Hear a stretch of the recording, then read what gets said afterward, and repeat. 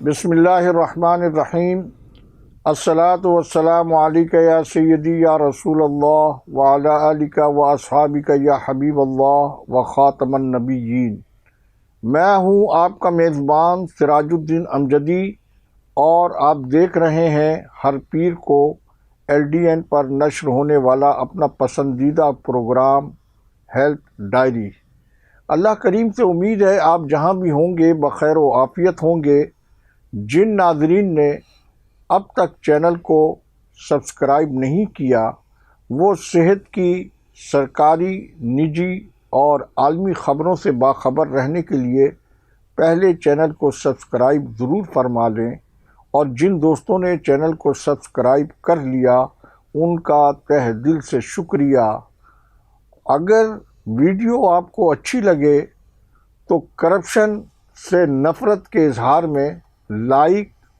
اور comment section میں اپنی قیمتی رائے کے ذریعے ہماری رہنمائی ضرور فرمائیں۔ ناظرین کرام، سانحہ گل پلازہ حکومت سندھ اور میئر کراچی کے گلے کی ہڈی بن گیا۔ ایک ہفتہ گزرنے کے باوجود 1122 ریسکیو کے عمل کو مکمل کرنے میں ناکام۔ سانحہ گل پلازہ محکمہ صحت سے جڑے محکموں کے خلاف تادیبی کارروائی سے حکومت سندھ کیوں گریزا؟ نئے سیکریٹریٹ صحت کی تقرری میں تاخیر کی وجہ کیا ہے؟ سندھ سروسز ہسپتال کی خلاف قانون کرپٹ مافیا نے سندھ انفارمیشن کمیشن کو ماموں بنانے میں کوئی کسر نہیں چھوڑی۔ جی ہاں، پاکستان کی معیشت کو چلانے والا پہلا وفاقی دارالحکومت کراچی سانحہ گل پلازہ کے بعد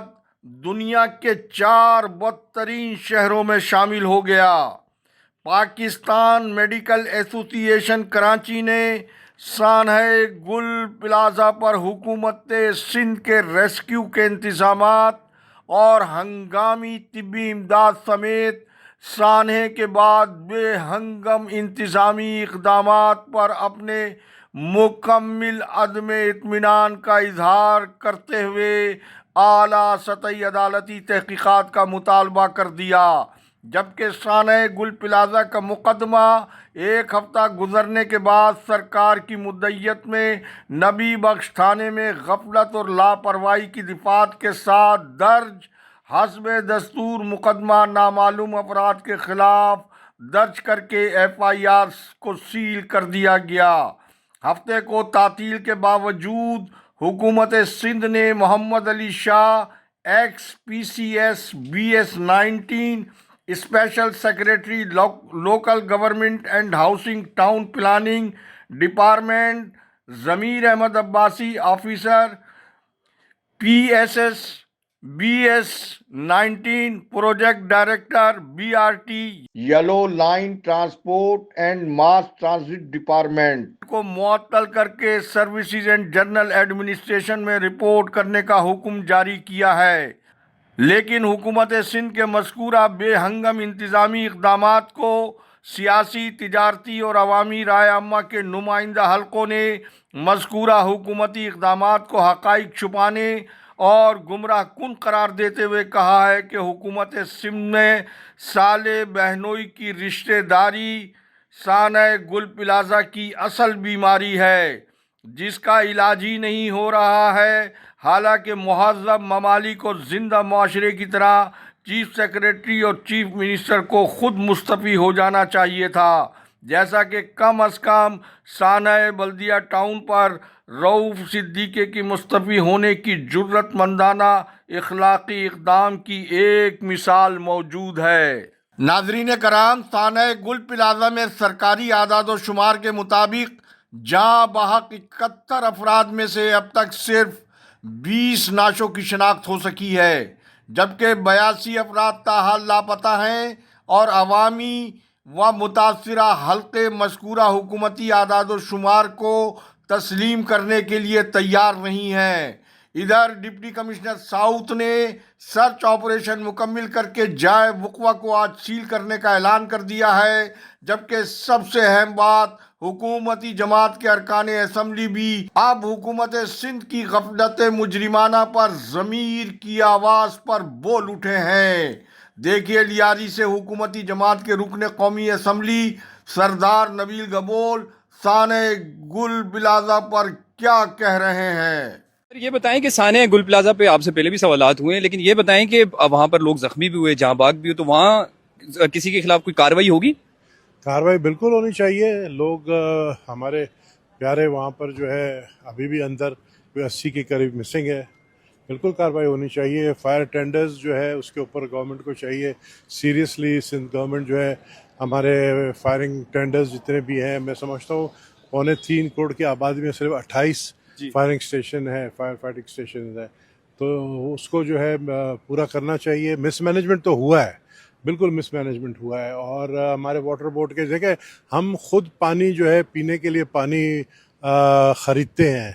اور پانی نہیں ہے واٹر بورڈ، اور پانی چوری ہو رہا ہے۔ سب سے پہلے اگر حکومت کو اپنا ریٹ قائم کرنا ہے تو یہ جتنے بھی انلیگل ہائیڈرنٹس ہیں جو بڑے بڑے طاقتور جو ہے وہ چلا رہے ہیں ان کو بند کرے، تو کم سے کم ہم یہ دیکھ سکیں گے سندھ گورنمنٹ جو ہے وہ سیریس ہے۔ سر سندھ میں تو آپ کی گورنمنٹ ہے، تو پھر حکومت سے طاقتور کون ہے؟ میں سندھ گورنمنٹ سے ہی مطالبہ کر رہا ہوں، ایم این اے پیپلز پارٹی ہوتے ہوئے اپنی گورنمنٹ سے مطالبہ کر رہا ہوں کہ انلیگل ہائیڈرنٹس کو بند کریں۔ میرے حلقہ لہاری میں بھی پانی نہیں ہے، K4 کا لے جو ہے ہم نے یہاں پر ریزولوشن پاس کیا ہے اسمبلی کے اندر، K4 کو جلد از جلد مکمل کیا جائے۔ پانی نہیں ہے کراچی میں، فائر ٹینڈرز کے پاس پانی نہیں تھا آگ بجھانے کے لیے، تو یہ بڑی شرم کی بات ہے، اور میں سمجھتا ہوں کہ یہ چیز ایسا، یہ جو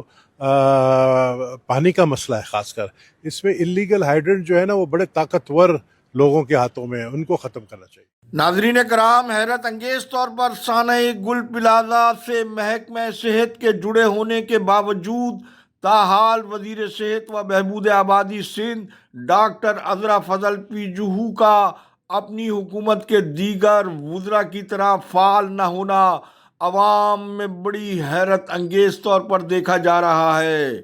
جبکہ حکومت سندھ کے حالیہ بے ہنگم اکھاڑ پچاڑ میں محکمہ صحت کے براہ راست ذمہ دار افسروں کے خلاف کسی کارروائی نہ ہونے پر طبی، سیاسی اور عوامی حلقوں میں نہ صرف گہری تشویش پائی جا رہی ہے، بلکہ یہ سوال ہو رہا ہے کہ جب حکومت سندھ غیر متعلقہ محکموں میں بھی سانحہ گل پلازہ کی آڑ میں تعذیبی کارروائی کرتی دکھائی دے رہی ہے، تو اس نے صوبے کے سب سے بڑے تدریسی اسپتال کے خلاف قانون انتظامی سربراہ ڈاکٹر خالد کے خلاف اور پھر خلاف قانون پولیس سرجن کے خلاف اب تک کوئی کارروائی کیوں نہیں کی، جنہوں نے سانحہ گل پلازہ کے مریضوں کو ادھورے علاج کے ساتھ ہی ہسپتال سے چند گھنٹوں میں انہیں صحت یاب قرار دے کر ڈسچارج کر دیا، جہاں متعدد مریض گھر میں سانس لینے کی دشواری اور نیبولائزر کی سہولیات نہ ہونے پر جاں بحق ہو گئے۔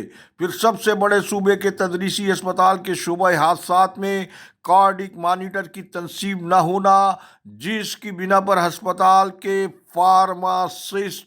سنجے کمار کو اپنی جان سے ہاتھ دھونا پڑا، تو سول اسپتال کراچی کا سالانہ اربوں روپے کا بجٹ ضروری طبی آلات کی یقینی فراہمی کے بجائے کیا صرف کمیشن کی نظر ہو رہا ہے۔ ہسپتال کے انتظامی افسروں کے مطابق سنجے کمار کی موت کے بعد کمیشن کی شرح 35% تک جا پہنچی ہے، اور تاحال انتظامی سربراہ ڈاکٹر خالد کی جانب سے ڈاکٹر سنجے کمار کی پراسرار موت کے بعد سے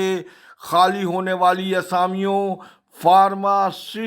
کسی فارماسسٹ کو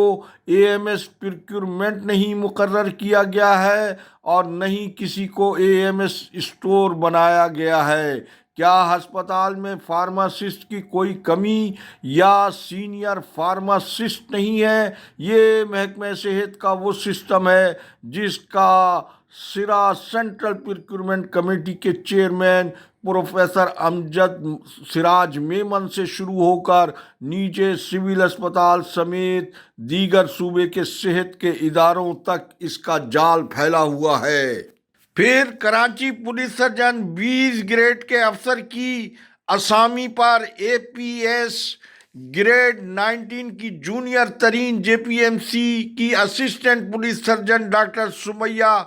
طارق کو کراچی پولیس سرجن بنا دینا، کیا یہ کھلی حکومتی لاقانونیت نہیں ہے جو سانحہ گل پلازہ جیسے ہائی پروفائل کیس کو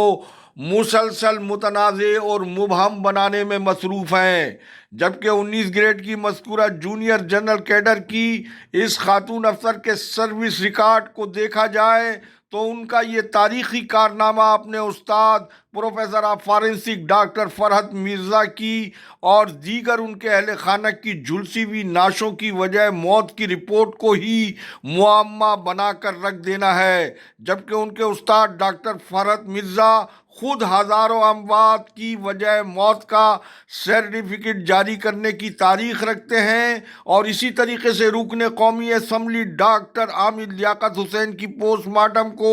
معمہ بنا کر ڈاکٹر سمیہ نے حکومت سندھ کے نوٹیفیکیشن کے اجرا کے بغیر عدالت میں جج کو یہ گمراہ کن تاثر دیا کہ وہ کراچی پولیس سرجن ہیں، جبکہ ڈاکٹر عامر لیاقت کی پراسرار موت کے وقت doctor Iftikhar B S grade 20 general cadre police surgeon Karachi تھے۔ اب عوام اور تحقیقاتی ادارے خود فیصلہ کر لیں کہ جھوٹ میں پی ایچ ڈی کی حامل ڈاکٹر سمیہ طارق مزید سانحہ گل پلازہ میں مزید کیا گل کھلائیں گی۔ ناظرین، آج کی ہیلتھ ڈائری کا اہم حصہ سندھ سروسز اسپتال کراچی نے سندھ انفارمیشن کمشنر کی سربراہی میں معائنہ ٹیم کو کس طرح گمراہ کن معلومات فراہم کی گئی ہے، اس کی تفصیل انشاءاللہ منگل کو آپ کی خدمت میں ضرور پیش کیا جائے گا۔ آج وقت ختم ہو گیا۔ اللہ حافظ۔ پاکستان زندہ باد، کرپشن مرد آباد، عوام و افواج پاکستان پائندہ باد۔